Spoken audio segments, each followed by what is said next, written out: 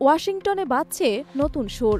Trump প্রশাসন ঘোষণা করল এমন এক প্রকল্প যা ক্রিপ্টো জগৎকে উচ্ছ্বসিত করেছে, সমালোচকদের ক্ষুব্ধ করেছে, আর সাধারণ মানুষ তারা এইসব নিয়ে মাথা ঘামান না। ট্রাম্পের নতুন এক্সিকিউটিভ অর্ডারে বলা হয়েছে, সরকারি দখলে থাকা সমস্ত বিটকয়েন একত্রিত করে একটি কৌশলগত রিজার্ভ গড়ে তোলা হবে।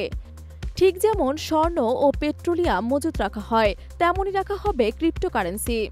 সমর্থকদের দাবি, ভবিষ্যতে যদি ক্রিপ্টোকারেন্সি প্রচলিত মুদ্রার জায়গা দখল করে, তাহলে এই রিজার্ভ মার্কিন অর্থনীতিকে রক্ষা করবে।